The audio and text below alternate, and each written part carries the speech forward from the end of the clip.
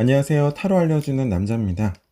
타로 카드를 배우기 시작한 분들을 뵐 때마다 해석이 안 될 때는 카드 낱장에 대해서 더 공부를 해야 한다고 생각하시는 경우가 많습니다. 실제로 카드에 대한 이해도가 부족해서 그런 경우도 있지만 또 상당수는 카드에 대한 이해가 원인이 아니라 다른 원인이 있는 경우가 있습니다. 타로를 봐줄 때 나는 내담자에게 항상 어떠한 정답을 주고 정보를 전달해야 한다고 생각하기 때문인데요. 실제로 궁금해서 물어보는 경우도 있겠지만 상당수는 심리적인 안정이 필요할 때가 더 많습니다. 특히 같은 고민 상황 안에서도 많은 질문을 하시는 분들이 계신데요. 질문이 많다는 건 그만큼 정보가 부족하고 또 모른다는 것이 아니라 주변에서 얻을 수 있는 정보에 대해서 판단하기 어렵다는, 즉 스스로 판단하기에 심리적으로 불안한 상태라는 말과 같습니다. 심각하고 무거운 사안을 가지고 이야기를 하니까 문제의 본질을 보기 어려울 수 있는데요. 아주 단순하고 쉬운 주제로 바꿔놓고 보면 쉽게 이해하실 수 있습니다. 예를 들어서 햄버거의 옵션을 고른다고 해볼게요. 패티는 불고기 패티, 닭고기 패티, 새우 패티 중에 무엇을 고를지, 야채는 피망을 넣을지 말지, 양파는 익힐까 말까. 수많은 선택지가 동시에 나를 혼란스럽게 하는 경우가 있습니다. 물론 원인은 다를 수 있겠죠. 내가 야채를 거의 먹지 않는 또는 그렇게 야채가 없는 불고기 햄버거를 원한다는 기준이 확실하면 수많은 선택지가 1대 1대 1의 비중으로 혼란을 가중시키지는 않을 겁니다. 즉, 한 가지 사안에 대해서 수많은 선택지와 고민을 한 번에 질문하는 내담자는 그 사안에 대해서 스스로 자립해서 사고할 수 있도록 도와주면 됩니다. 방법은 심리적으로 안정을 시켜줄 수도 있고 또는 어떻게 살고 싶은지처럼 근원적인 질문을 줄 수도 있습니다. 그리고 타로카드에서 진짜 근원적인 고민 포인트가 무엇인지 파악을 해서 볼 수도 있는데요. 그래서 배열법 선택은 이 중에서 타로카드가 어떻게 상담을 이끌어 갈지 먼저 정한 후에 가장 용이한 배열법을 선택하면 됩니다. 비교 배열을 사용하실 때에는 큰 선택, 큰 카테고리로 나누어서 하면 좋은데요. 예를 들어서 퇴사를 할 경우와 지금 하는 일의 지속 여부, 이런 식으로 하시면 조금 더 쉽게 해석할 수 있습니다. 질문을 주신 분은 30대 후반의 회사원이시고요. 현재 다니시던 회사는 내부 사정으로 인해서 무급 휴직하고 있는 상태였고, 생계를 위해서 아는 지인분과 함께 사업을 하고 계시는 상황이었습니다. 정확히 말씀드리면 함께 하고는 계신데 지인분의 사업체에서 일을 하고 계시는 상황이고요. 하신 지는 1년 정도 되셨다고 합니다. 그 일과 관련해서 질문을 하셨는데 한 가지 테마 안에서 여러 가지 질문을 동시에 하신 경우입니다.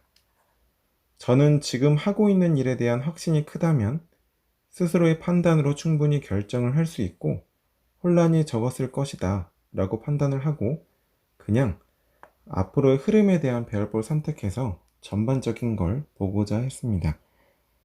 질문이 많다고 해서요.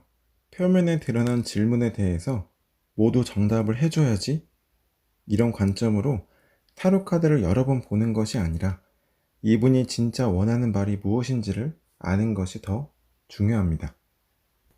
전체적으로 카드를 봤을 때 현재 하고 있는 일이 완전한 상태가 아니라는 걸 알 수 있습니다. 그게 스스로 주도권을 100% 가지지 못한 것일 수도 있고 함께하는 사람과의 합이 다소 부족한 것일 수도 있습니다. 또 현재 신분이 직장인과 개인적인 일의 중간 상태여서이기도 합니다. 첫 번째 등장하는 힘카드는요.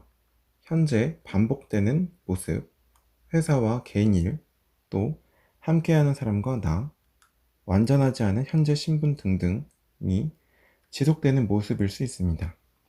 그게 내면 카드에 등장했다는 것은 현재 상태를 이끌어 나가는 힘이 있다는 의미입니다. 하지만 두 번째 오는 정의 카드를 봤을 때 여태껏 잘해왔지만 지금까지의 경험으로 비추어 봤을 때 이제는 결정을 해야 될 시기라고 판단하기 때문에 고민이 시작되는 것 같아요. 즉, 여태까지 해온 모습도 나쁘지 않았다는 거죠. 그럼 이제 왜 이런 고민을 하게 되었는지 카드에서 보도록 하겠습니다. 결론으로 가는 흐름에 해당하는 컵 4번 카드는 반복과 안정의 감정 상태입니다. 즉, 앞서 말씀드렸듯이 여태까지 했던 것도 나쁘지 않은데 이게 계속 안정적으로만 흘러가는 것이 더 고민이 된다는 거죠. 이 상태로 가도 되는지, 감정적으로 안정감을 가진 게 오히려 더 불편한 거예요. 더 이상 발전이 없었다는 말이기도 하고요. 또 컵 4번 카드를 보시면 앞에 놓여진 컵은 3개고 다가오는 컵은 하나잖아요. 즉, 여태까지와 같은 관계가 또 이어지면서 계속 감정적인 관계, 지인의 관계로만 가는 것이 한편으로는 힘들다는 거예요. 앞서 통제력이 강한 힘 카드가 원천으로 있는 걸로 봐서 함께 하시는 분과의 관계를 이끌어가는 상황이 내게 더 이상 큰 발전을 가져다 주지 못한다는 말이 될 수도 있습니다. 결론에 오는 타워 카드는 여태껏 해오던 과정들이 불완전한 상태였다는 걸 의미하는데요. 이를테면 불완전한 과정을 계속 반복했다는 거죠.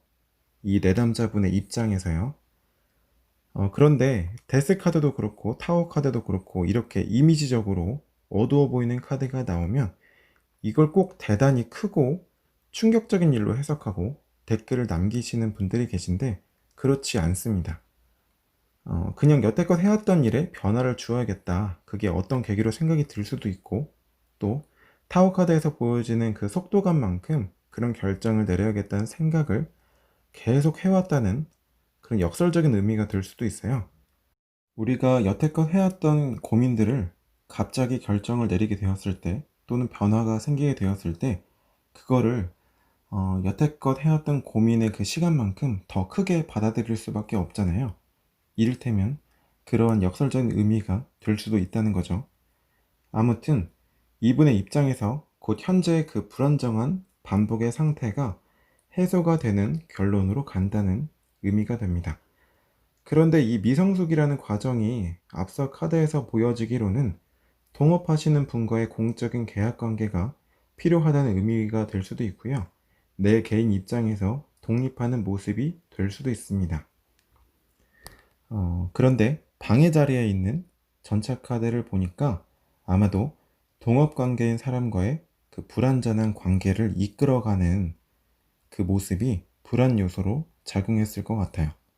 공동의 목표를 향해서 가고는 있지만 서로 입장 차이가 있었다는 거죠. 또는 현재 그 모습이 굉장히 사적인 관계도 아니고 공적인 관계도 아니고 애매했을 수도 있습니다.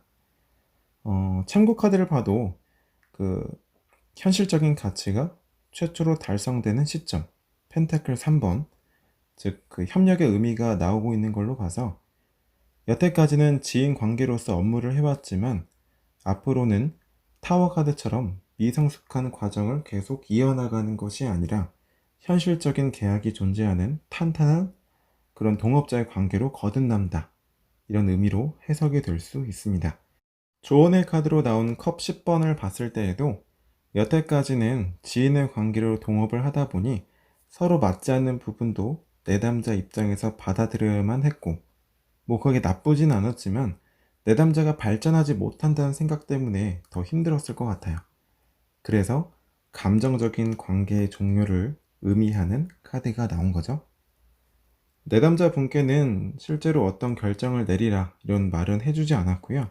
결국 내담자분이 힘든 이유는 더 커나가고 싶고 더 발전하고 싶은데 그러지 못하기 때문에 그 원인에 회사도 있고 동업자도 있고 여러 가지가 있는 것 뿐이거든요.